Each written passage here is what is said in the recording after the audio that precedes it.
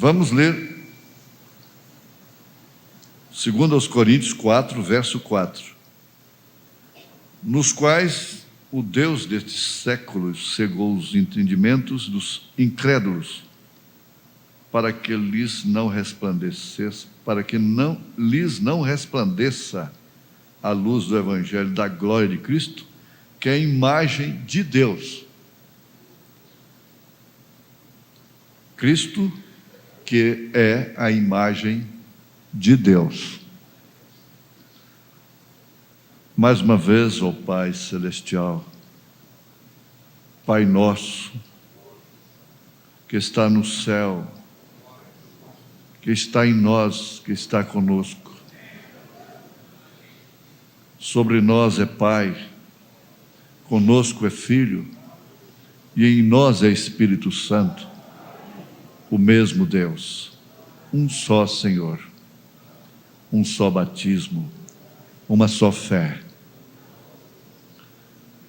Nós empreendemos mais uma etapa da nossa jornada aqui. Queremos deixar rastros nos quais aqueles que precisarem de uma pegada, ou de umas pegadas certas e corretas, possam se dirigirem através destes rastros. Que, na verdade, só podem ser verdadeiros se forem a exata palavra de Deus. Por isso, não importa o quanto ela nos ofenda, mas que, como sempre, seja pregada a palavra de Deus. Pedimos perdão dos nossos pecados, graça para recebermos a graça, graça para recebermos o perdão,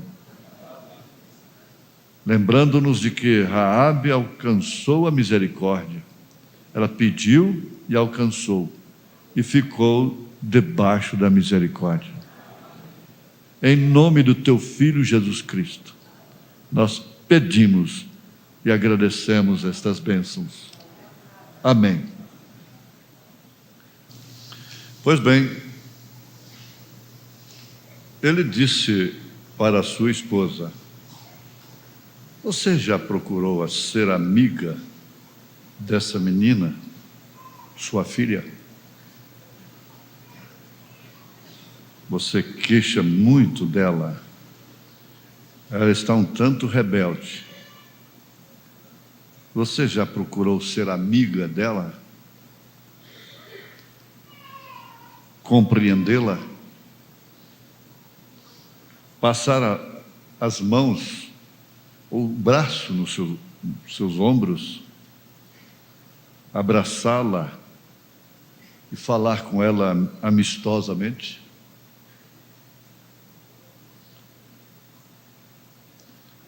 Nós temos uma educação, que essa é a básica, chamada educação de berço. Se os pais tiveram educação de berço, então eles têm educação de berço para dar. Se eles não têm, não tiveram, então, normalmente, eles vão oferecer para os seus filhos o mesmo que eles receberam. É quase que lógico. A menos que, no decorrer do tempo, alcancem um grau mais alto de conduta, de vida, de esclarecimento, de bom senso da vida. Muito especialmente se provam realmente o novo nascimento. O novo nascimento é o que muda o quadro. Muda o quadro. É o novo nascimento.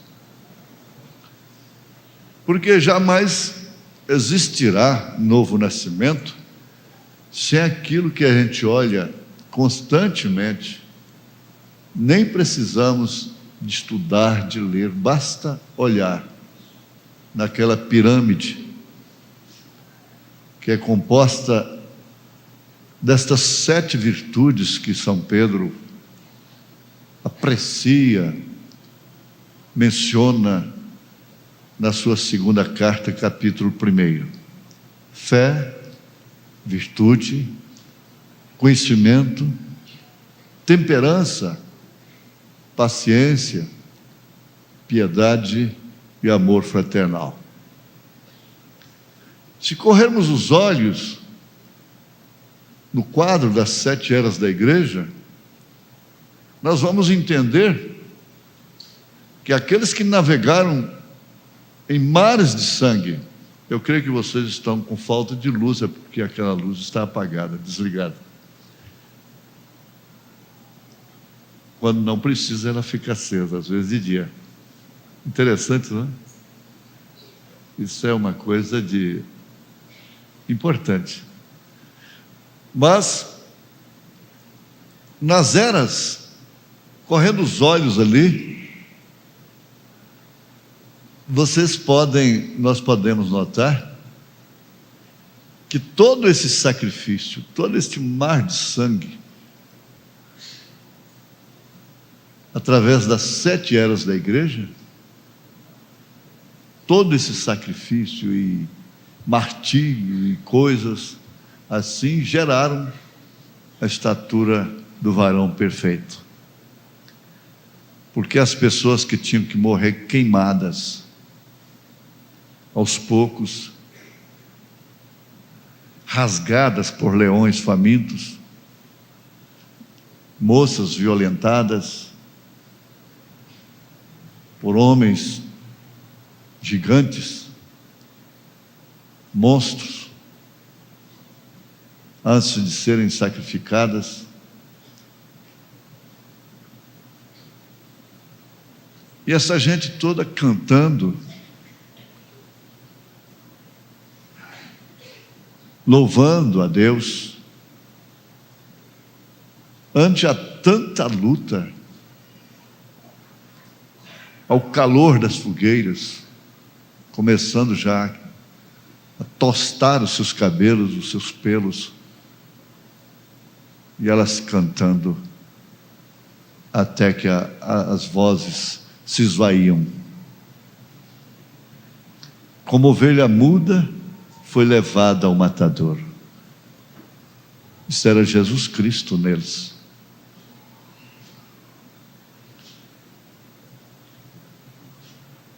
Então, esse novo nascimento, que realmente educa o homem, não deixa o homem ser um rabugento, um rixoso, não deixa a mulher ser rixosa, não por força, mas é porque ela vai se tornando branda, como uma gestante que está se aproximando, sentindo as contrações, as dores do parto, se torna dócil. Isso, de fato, muda a natureza do espírito rebelde, desfaz da hipocrisia, o fingimento, e leva a pessoa a encarar a realidade, os fatos. Esse anjo que veio hoje no escritório não é da mensagem. Ele disse: existem 3 classes de crentes, sendo que ele não conhece a mensagem, as 3 classes de crentes. Nós temos de ter consciência de que realmente estamos numa jornada. e que temos chegado a um ponto, geograficamente falando. Estamos em Cádiz ou estamos em Canaã? Já passamos pelo Jordão, que significa fazer morrer a si mesmo, mesmo sendo Jesus Cristo, que conhecia as intenções dos corações. A Bíblia diz, que eu não tento muito dizer de cor, mesmo porque não dou conta, graças a Deus por isso, porque isso não traz nenhum bom resultado. Ele diz aqui em São João capítulo 2, verso 23, 24, 25. E estando ele, Jesus, em Jerusalém, pela Páscoa, durante a festa, muitos, vendo os sinais que fazia, creram no seu nome. Você vê que não crê, não, a palavra não está dizendo creram nele, creram no seu nome. Mas o mesmo Jesus não confiava neles, porque a todos conhecia, e não necessitava de que alguém testificasse do homem, porque ele bem sabia o que havia no homem. É onde eu tenho dito, para algumas pessoas, muito raramente, quando vêm me testificar de homens, eu sempre corto e digo, eu não quero ouvir isto. Uma certa pessoa teve a ousadia, naturalmente, pela liberdade, pela amizade, dizer para o irmão Branham, eu quero falar com o senhor particularmente. O irmão Branham logo entendeu que se tratava de um problema na sua família. E que para tantos trazia um comprometimento para o irmão Branham.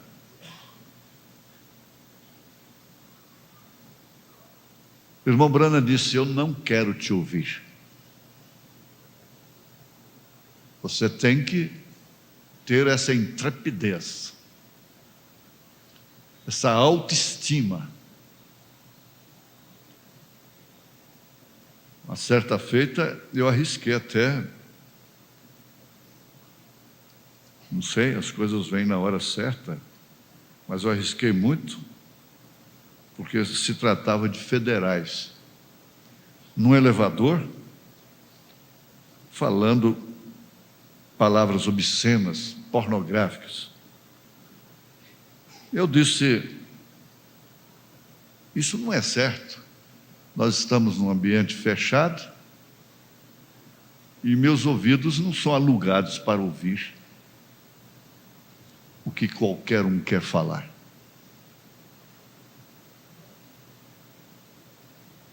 A boca fala do que o coração está cheio. Afirmei assim, arriscando até minha vida. Eram homens armados. A expressão, aliás, as palavras de um homem são a expressão do seu caráter. Saí deles às costas e saí. Na hora que abriu o elevador. E eles não puderam falar nada. As palavras de um homem é a expressão do seu caráter.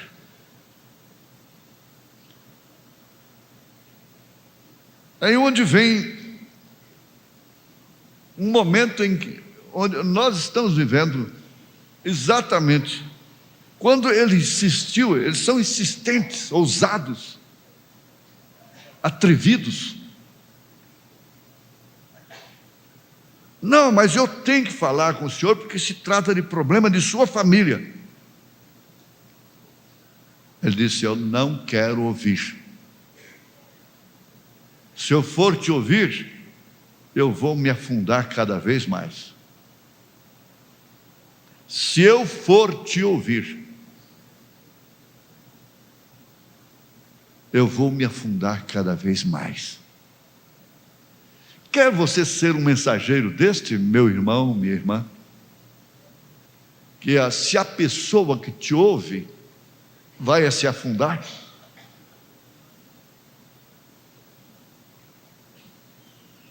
Nós ficamos citando destaques, o que é muito bom.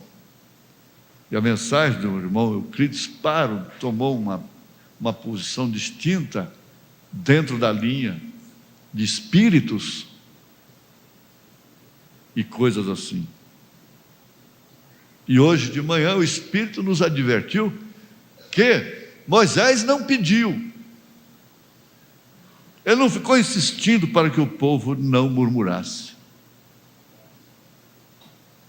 E um passava para o outro, uma passava para a outra.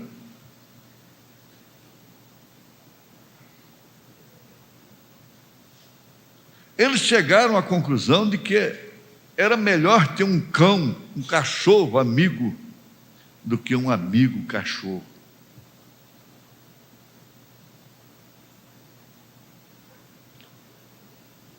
Ela precisa de amigas fiéis, fiéis entre si, fiéis em primeiro lugar a Deus, que tenham conversações sadias, que falam boas coisas.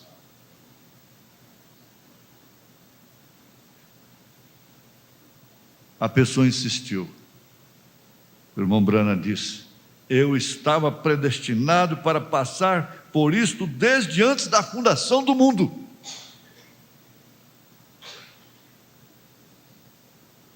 E ela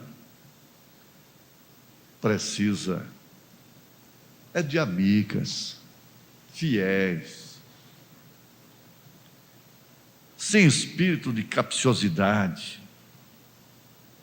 Às vezes é melhor não termos amigos, ou não termos muitos amigos, mas o que tivermos, que seja de qualidade. A estas alturas, não é apenas uma filosofia, não importa a quantidade, importa a qualidade. Não importa a quantidade, importa a qualidade. Mas na verdade, cada qual tem o amigo que merece. Porque a pessoa tem o direito, o livre-arbítrio. Ela é um agente moral e cabe a ela selecionar os seus amigos. Suas companhias, tratando a todo muito bem, a todos muito bem, de forma cristã, amável e dócil, sem nunca se comprometer.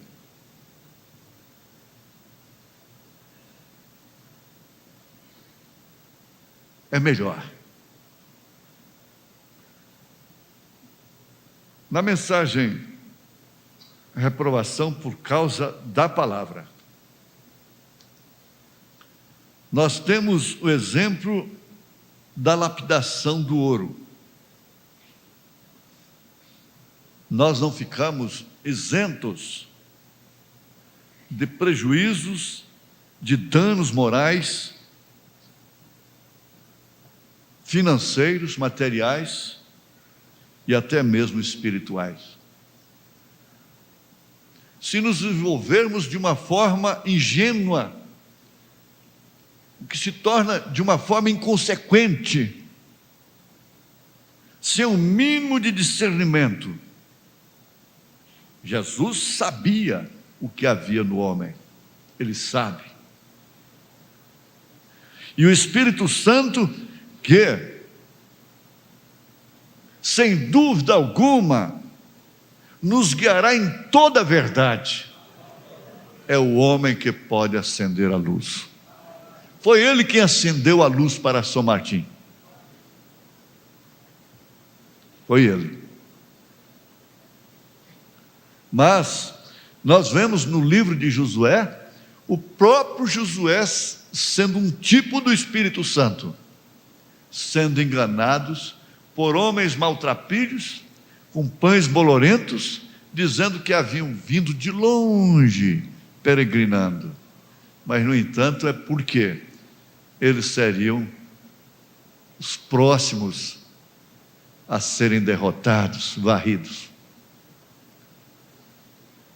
Por fim, eles tiveram que ficar como rachadores de lenha, buscadores de água.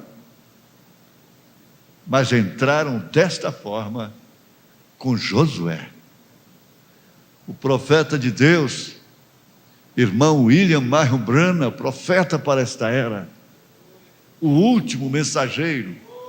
Não haverá outro mais. Não haverá outro William Branham. Não haverá outro Billy Graham. Não haverá outro Oral Roberts. Não haverá mais nem mesmo T.L. Osborne. Não haverá outro João Wesley, outro Martinho Lutero, outro Columba, outro Martim, Irineu, outro Paulo. Não. Agora é um corpo, é um povo.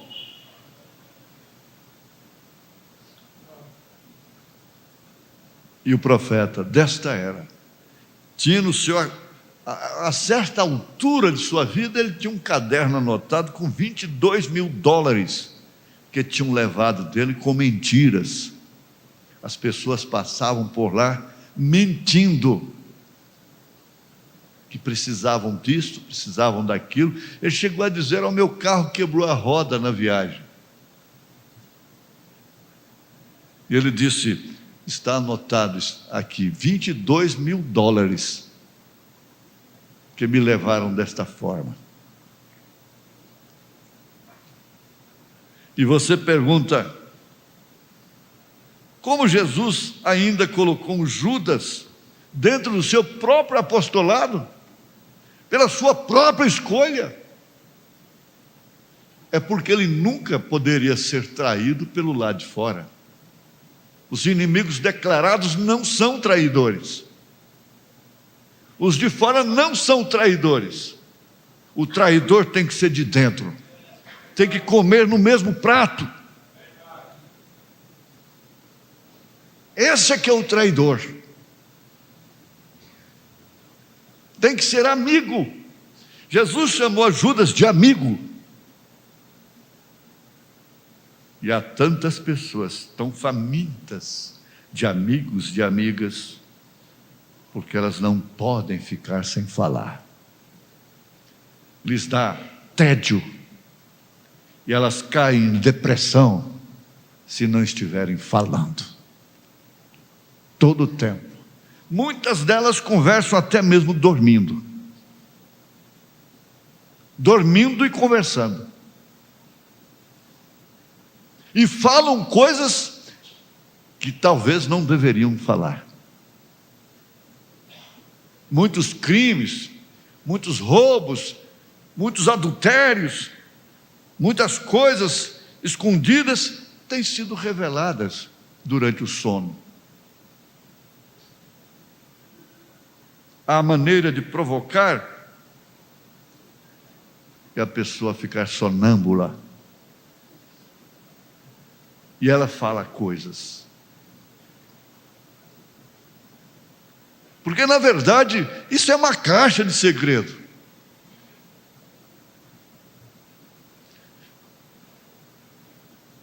Jesus disse isso: pelas suas palavras sereis justificados, pelas suas palavras sereis condenados, sereis julgados.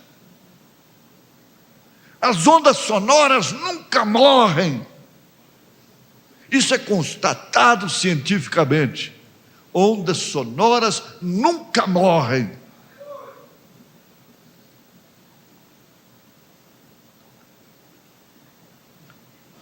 Mas tudo isso trata-se de uma lapidação, de uma formação de caráter, de um caráter que o mundo não tem, não pode reconhecê-lo, que é o caráter cristão. É o caráter de Cristo, que não faz da pessoa simplesmente uma pessoa boa para a sociedade, mas sim uma joia para a coroa de Jesus Cristo. E isto sim. E em reprovação por causa da palavra, a partir do parágrafo 64, o irmão Brana diz: isto toma a lapidação do ouro. Nós vimos aqui, domingo passado, a mensagem Dia da Vitória. Parece que o dia D fala de uma derrota, mas não é. É dia de uma saída, de uma decisão, de um rompimento, de uma escolha que determina o seu destino. Que maravilha, pastor Isaías, pastor Salomão. Vimos hoje a restauração daquele casal, o batismo daquela mulher.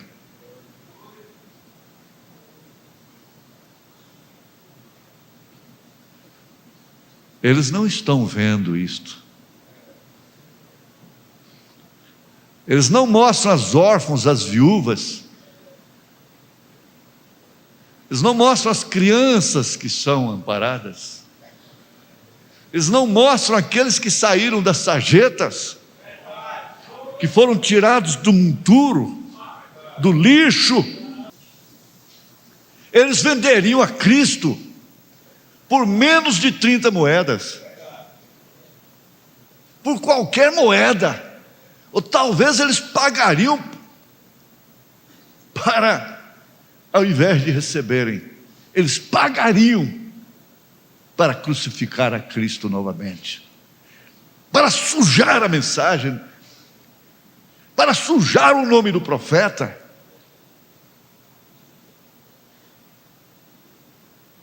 Mas uma coisa é certa: tudo que venha a acontecer te leva a um dia D, porque não tem dia V sem o dia D primeiro.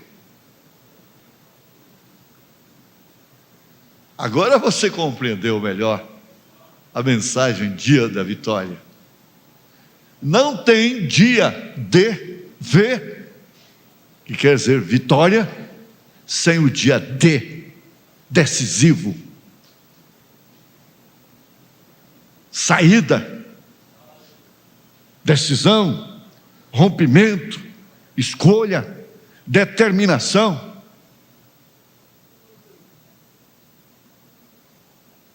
O dia D de Ruth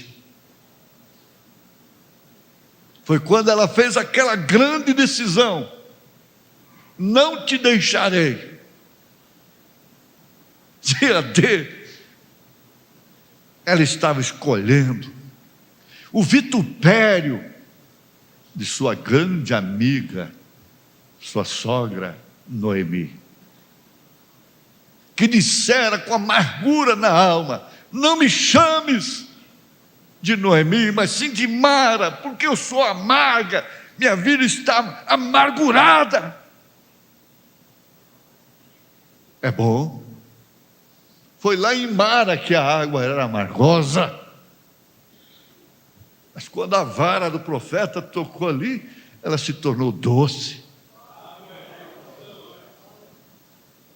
Tudo implica num dia D, numa decisão que te leva a uma verdadeira lapidação, como do ouro.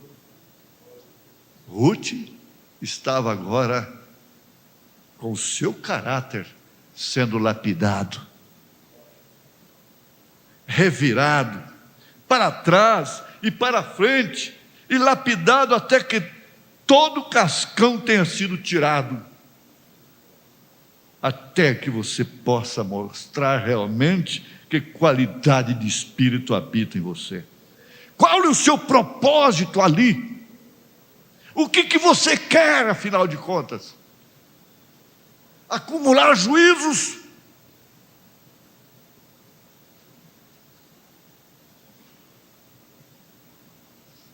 Há pessoas que buscam juízos para si. Elas são especuladoras, elas são curiosas. Melhor fora que você fizesse de conta que nunca pudesse ver. Eu não digo isso como um sacrilégio, mas como um testemunho. Um dia eu vi uma mulher bela e formosa. O seu marido estava longe. Ela não é daqui, para não haver precipitações. E ela estava num centro comercial, com outro homem que não era seu marido.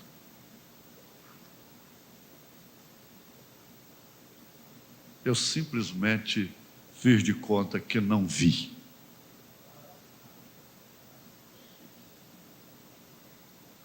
E para mim fora muito melhor não ter visto. Mas aquilo não me atingiu, aquilo não me azedou. Por quê? O irmão Branham nunca cedeu o seu coração ao alvoroço, a interrogações. Quando ele via tais coisas, ele podia ver, ele disse: eu posso ver coisas no auditório que causariam, se eu falasse, suicídios, mortes, separações. A um homem deste, Deus podia confiar as pessoas, as vidas das pessoas, a intimidade das pessoas.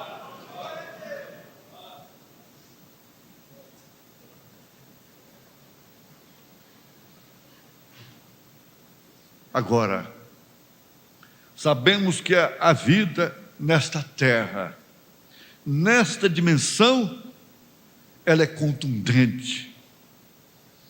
E apenas temos um tempo para sermos lapidados, sofrermos vergonha da própria nação, como ele disse: eu carrego a vergonha da minha nação, eu carrego a mancha da nossa bandeira, que é a história dos Estados Unidos com os índios. Eu estava com George Washington, quando ele estava lutando com a neve pela cintura, eu estava lá com ele. Disse: eu carrego a vergonha. Você carrega a vergonha de si próprio, de si própria, e vai formando com isso um caráter lapidado, não de conivência, não de tolerância, mas de temperança, de paciência. Lembrando, se Deus tirar a mão de misericórdia de mim, eu entrarei pelo mesmo caminho. Coisa boa é ouvir coisa boa. Fale coisas boas, disse William Branham. Procure falar só coisas boas. Ele falou daquela mosca varejeira que vem pôr bichos no seu ouvido. Um dia eu estava no mato, o irmão Zé Berta estava lembrando disso. Eu tinha poucos dias que tinha sido operado da espinha, da coluna, de hérnia de disco, e eu guardei bem o repouso. Com 15, 20 dias eu estava lá em cima.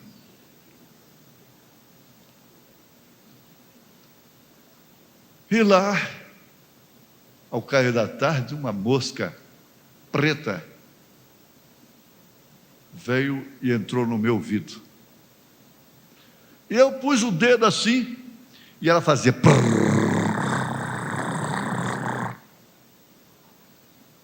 E aquilo dá uma angústia na gente. Mas ela estava relutando para sair e eu não queria deixar.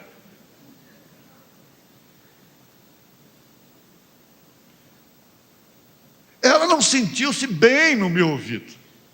Para começar, eu não tiro bem cera de ouvido, porque isso foi posto por uma causa especial. Esse negócio de ficar enfiando grampo no ouvido e limpando demais o ouvido não vai ser muito bom. O otorrino sabe disso melhor do que eu. E ela não se deu bem com a cera. E ela queria sair. E eu não queria deixar. Porque eu aprendi aqui. Por isso ela fazia prrr. Eu pensava que ela estava entrando. Mas ela não estava. Eu estava com o rádiozinho. Falei, irmão Zé Berto aí no acampamento, corre aqui, traz um pouquinho de álcool aí da caixa de socorro, porque uma mosca entrou aqui no meu ouvido. Mas ela dizia, não entrei, eu quero é sair. Mas eu estava querendo que ela ficasse. Isso chama-se aquilo que o profeta disse, aversão atrativa. É que a mulher tem pela cobra. Uma versão atrativa, com medo, e não deixava a mosca sair. Quando eu tirei o dedo, ela foi embora. Eu mesmo estava segurando a coisa no meu ouvido. Que coisa terrível, uma mosca. O profeta falou isso daquela mulher. Mosca varejeira. Por favor, essa semana compre 1 quilo de carne fresca, de pendure lá no arame lá fora, no quintal, um pouquinho só de sal, deixa lá uns 2, 3 dias, depois você vai ver o que tem lá. Que bicharada! Porque elas querem botar aquelas bicho, aquela coisa na carne. Eu não entendo. Eu falo, por que vocês não comem a carne e vai embora? Vai botar seus ovos lá nos quintos. Hein? Elas falam, essa é a nossa natureza. Nós somos moscas varejeiras. Então, coisa boa é ouvir coisa boa. Irmão Brana, fale coisas boas que edificam. Paulo, as más companhias ou as más conversações corrompem. Corrompem. Você não está sujeito a ouvir o que falam de quem quer que seja. Eu não estou sujeito a ouvir nem o que falam de Hitler, nem de Mussolini, nem de Napoleão, nem de Lampião. Que vantagem ouvir uma história de Lampião, aquela história sangrenta de suas revoltas. Vantagem. Mas a lapidação continua nesta vida que é realmente um atrito. Ele tem que ser lapidado até que todo o cascão tenha sido tirado, para que você então tome forma de um verdadeiro cristão. Não porque ele brilha, porque a pirita de ferro, que é conhecida como o ouro dos tolos, brilha como verdadeiro ouro. Porém, coloque os dois juntos. Você os coloca separados, você dificilmente os separará. Um separado do outro. Porém, ponha-os juntos, você pode dizer, e o batedor sempre tem que bater até que veja sua própria imagem refletida no ouro. Se você fica junto, ou você vai dizer assim: temos o mesmo espírito, por isso andamos juntos. Por isso andamos juntos. Temos a mesma plumagem, por isso voamos juntos. Temos o mesmo brilho, por isso podemos ficar juntos. Mas se põe o verdadeiro ouro, então ele refletirá de uma forma completamente diferente, sólida e verdadeira. E Deus estabelece um tempo e tem um propósito para tudo que Ele faz. Não há nada que aconteça acidentalmente àqueles que amam o Senhor. Ela não pôde se casar aqui na terra. Na sexta-feira passada. Isso pode acontecer com qualquer uma de vocês, mesmo que sejam fortes.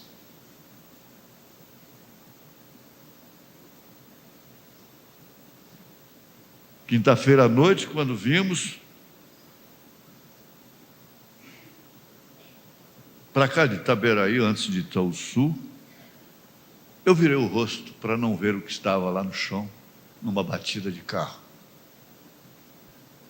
Dos irmãos que olharam, viram pessoa morta, estendida. Eu não gosto de ver. Elas não chegaram ao final do ano. Nós estamos a poucas horas, a poucos dias, a poucas horas do ano 2003. Daqui até lá, milhares de crianças nascerão na terra. Enquanto milhares de jovens, crianças, adultos, velhos, novos, morrerão antes da noite de 31. Um minuto antes de passar o ano. E às vezes cheios de vida, fazendo projetos para o novo ano, não sabendo que estarão do outro lado.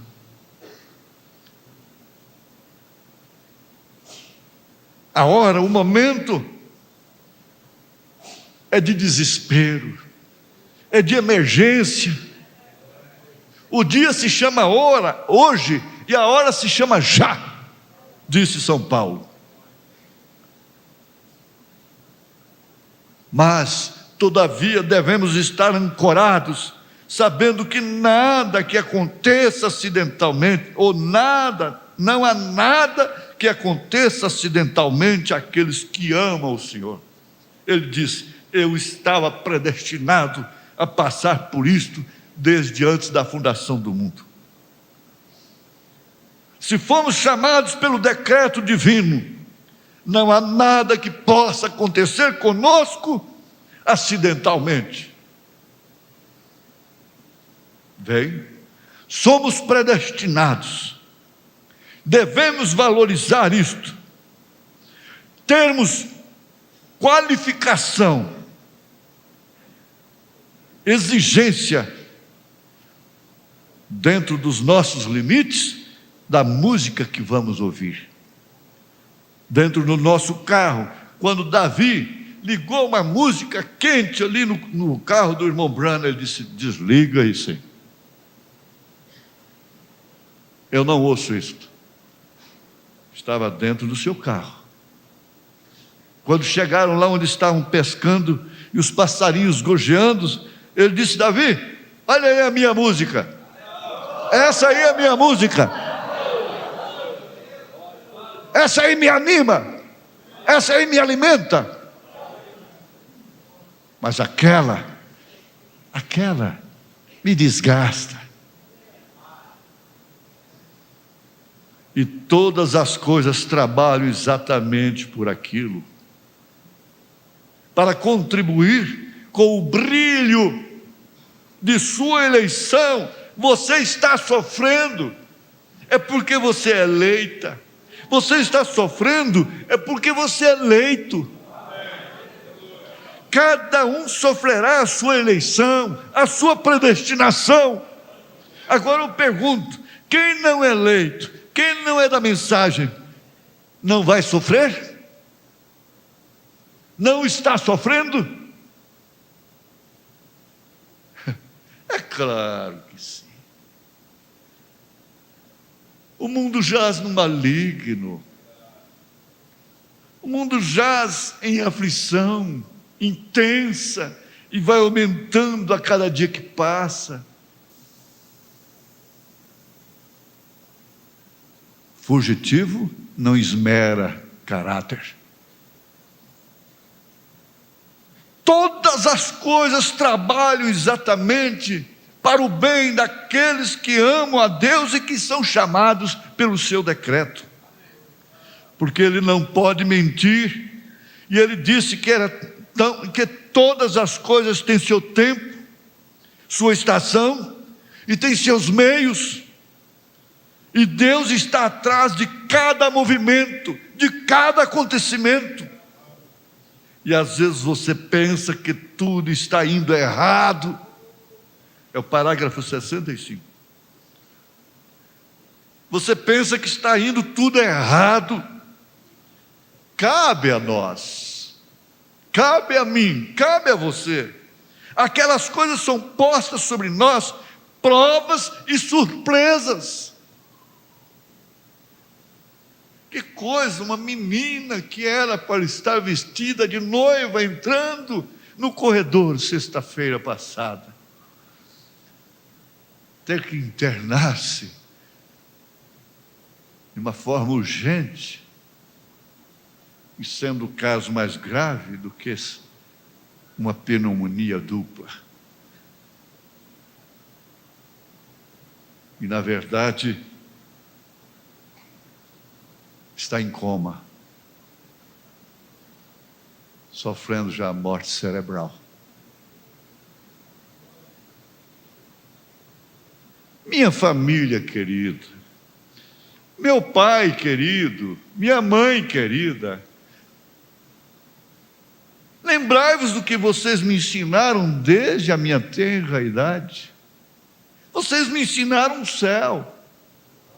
Meu noivo querido, vocês me ensinaram, nós íamos caminhar juntos para esse céu no qual eu estou adentrando.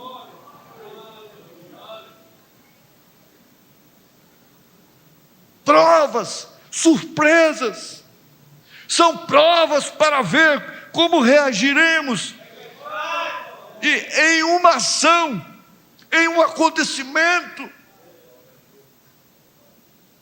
De quem está cheio o nosso coração? De quem está cheia a nossa mente? De quem estão cheios os nossos ouvidos?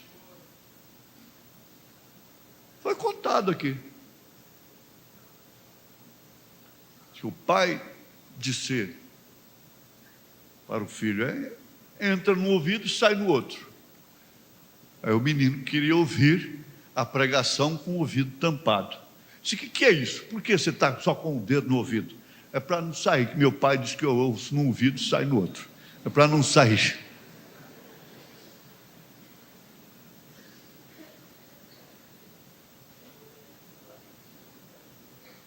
O profeta diz: você põe o culto a perder ali fora com sua conversa.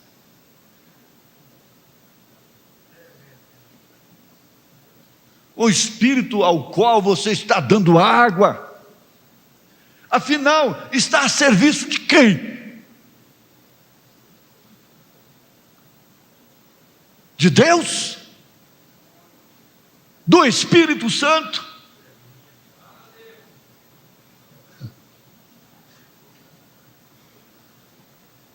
Algum tempo, em Vermont, o irmão Fred e eu subimos na costa de Nova York, através do lago Champlain, e tínhamos que subir na costa de Nova York. E eu subi em uma montanha, sobre a montanha Rohirrim, onde costumava caçar. E ali recordei de quando estava perdido. E como Deus me dirigiu de volta simplesmente pelo Espírito Santo, sozinho através de uma tempestade, eu teria morrido, perecido, e o mesmo aconteceria a minha esposa e Billy, que estavam embaixo em um pequeno acampamento, milhas adiante. Eu estava perdido.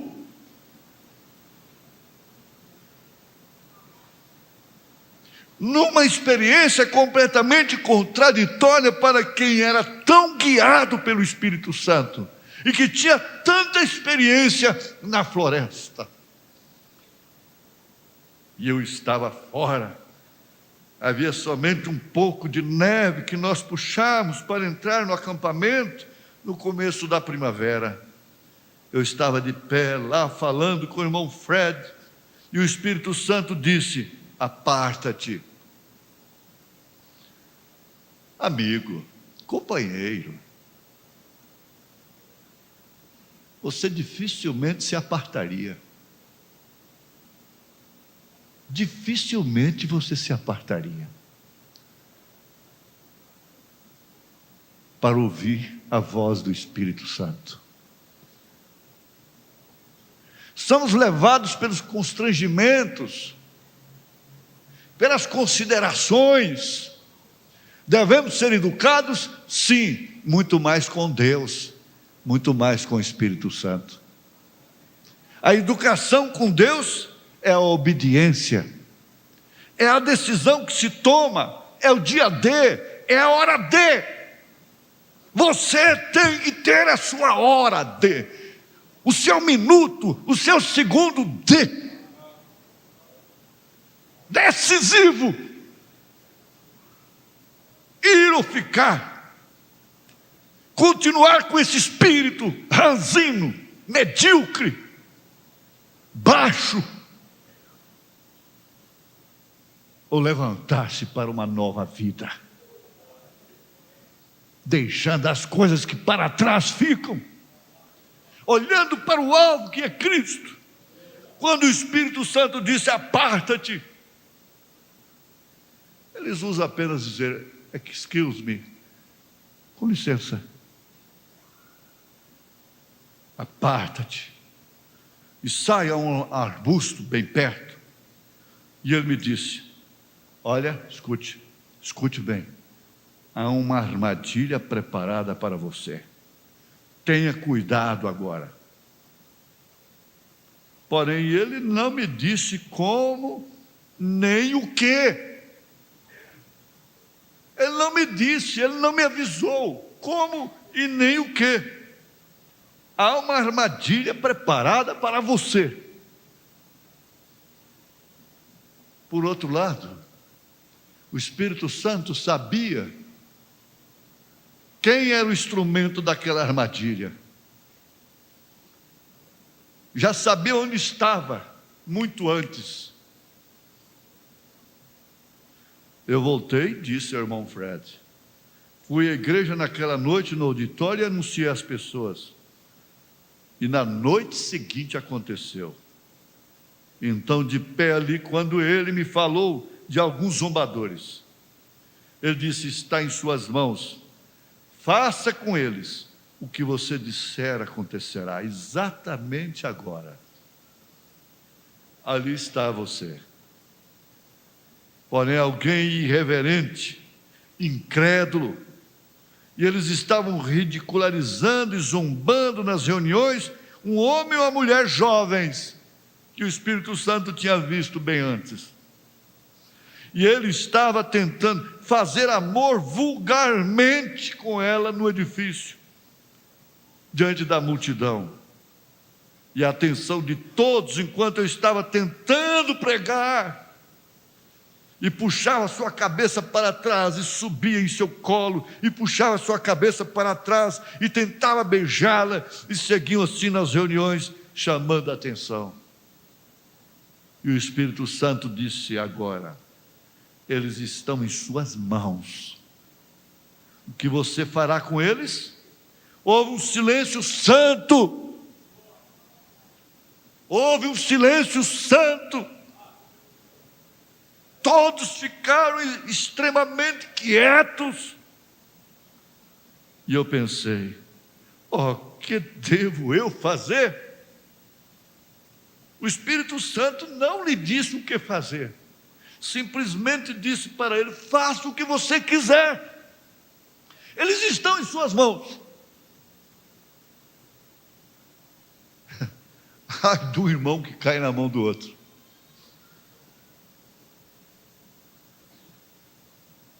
Uma vez uma mulher disse para um ministro: você agora está nas minhas mãos. Coitada. Ela caiu. E foi aquele desastre mais horrível que já pôde acontecer com uma pessoa. Vantagem você ter um homem em suas mãos. Que farei de Jesus chamado Cristo? Ele está em suas mãos.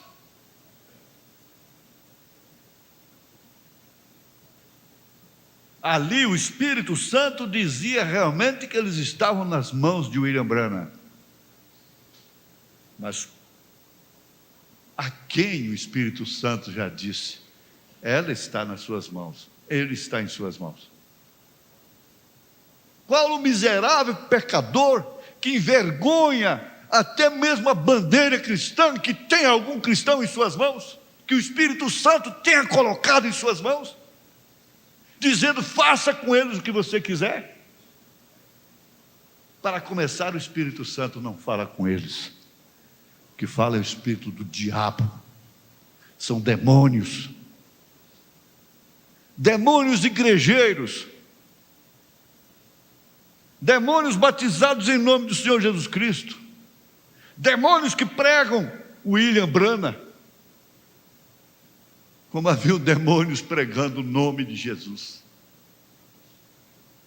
Que triste realidade, mas é um fato indiscutível. O que devo fazer? Então me lembrei, aconteceu no aviso do Espírito Santo 2 dias antes. Eu disse: eu os perdoo. Agora aquilo era o que ele queria que eu dissesse. Aquilo era o que o Espírito Santo queria que eu dissesse.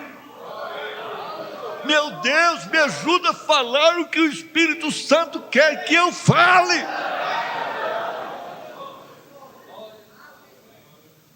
De vez em quando vem vivo demais a imagem de Maria Flora, minha mãe. Porque que oração, para mim até cansativa, para ir na sua casa, na casa de sua irmã, tinha que orar primeiro.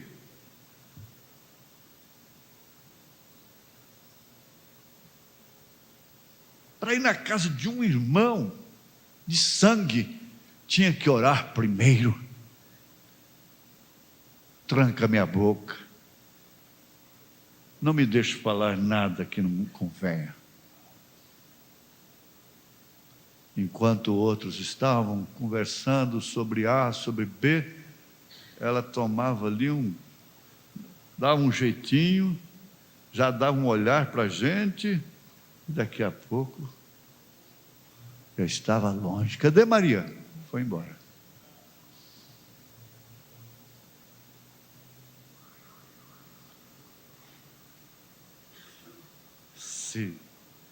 Isso você vai grifar.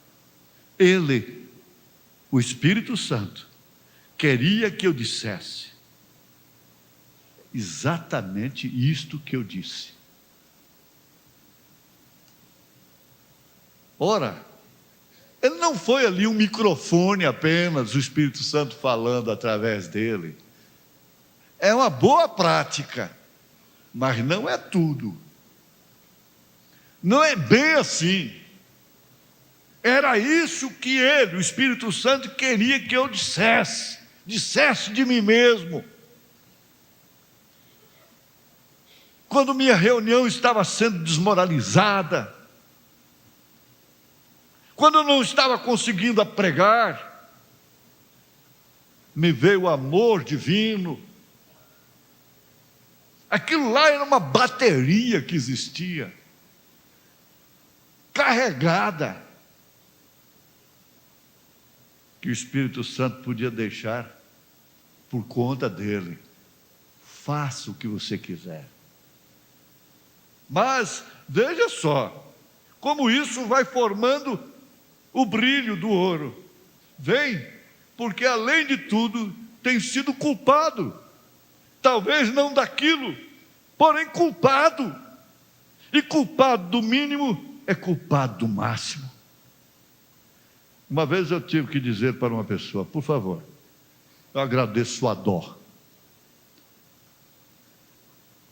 Como se eu fosse um Cristo, enquanto outros estão batendo martelo, cravo. Que isso?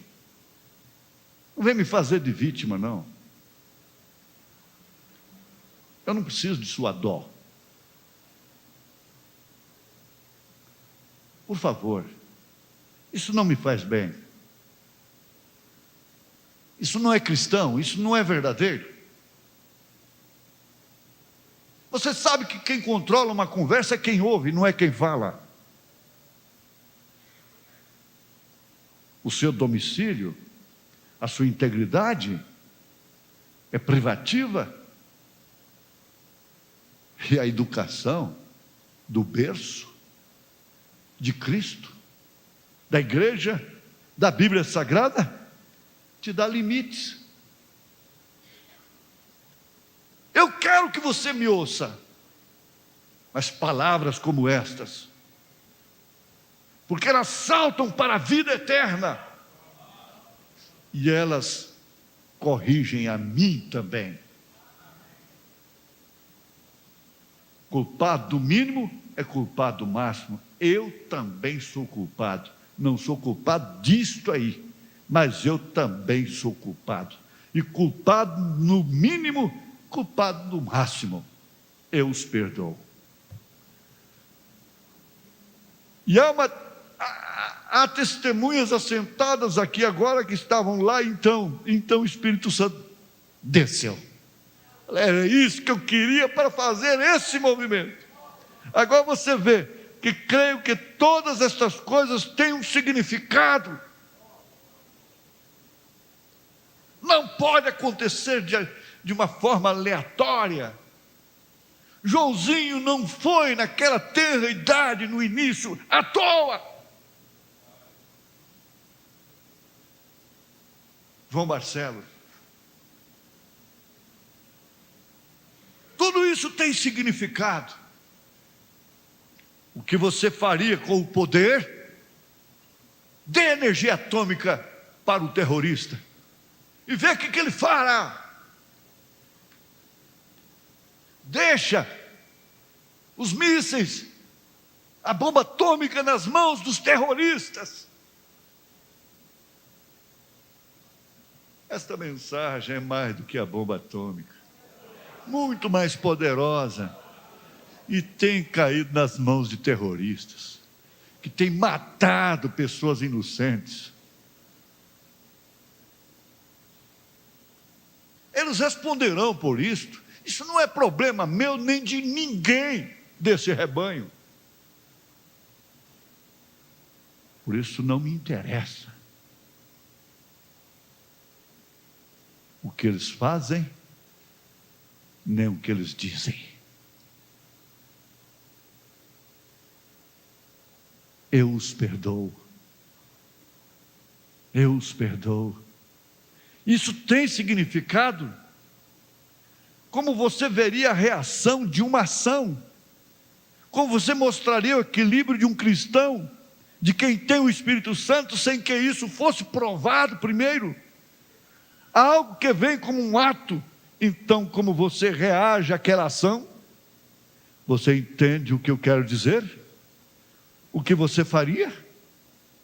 E talvez tudo isso tenha contribuído para onde estamos agora. Eu não sei. Eu simplesmente não posso dizer. Fale coisas boas. Coisa boa é ouvir coisa boa.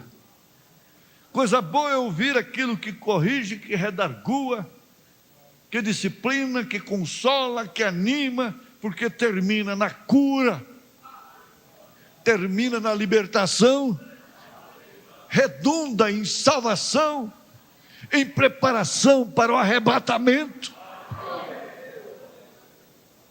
Havemos de deixar esse estado de peregrinos. Temos entrado na era do vencedor. Temos a revelação dos 7 selos. Temos coisas boas demais para falar, que não sobra tempo para as coisas más.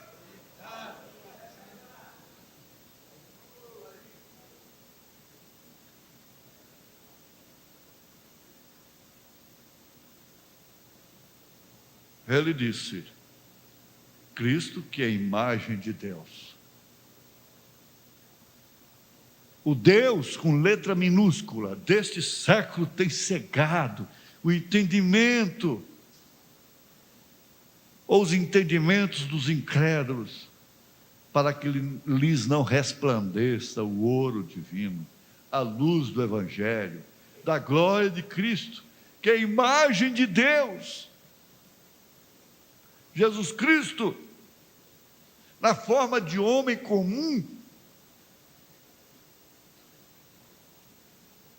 Jesus Cristo era um homem que, quando eles olhavam para ele, não viam nada diferente. Eles não viam nada diferente. Senão, por vezes, um endemoniado, um bastardo, um qualquer, um doido que surgiu por lá, contrariando seus princípios, quebrando seus tabus. Homem comum. Era Deus em 2 pés. A imagem do Deus invisível, disse São Paulo. Tudo bem saber que ele é a imagem do Deus invisível, mas aonde se pode ver Cristo agora? Nós vimos em William Branham, vimos no seu ministério, mas ele partiu, foi um homem ungido, agora é um povo ungido. O Espírito Santo está falando a esse povo, está falando a estas mulheres, a estes homens, e o que você vai fazer, seja exatamente aquilo que o Espírito Santo quer que você faça. Se Ele quer que você mude lá para o brejo, então você vai para o brejo. Para onde quer que for, onde quer me mandares, irei. É fácil cantar, mas põe isso em prática. Se eu tiver Jesus ao lado, se por Ele eu for guiado, onde Ele me mandar eu irei.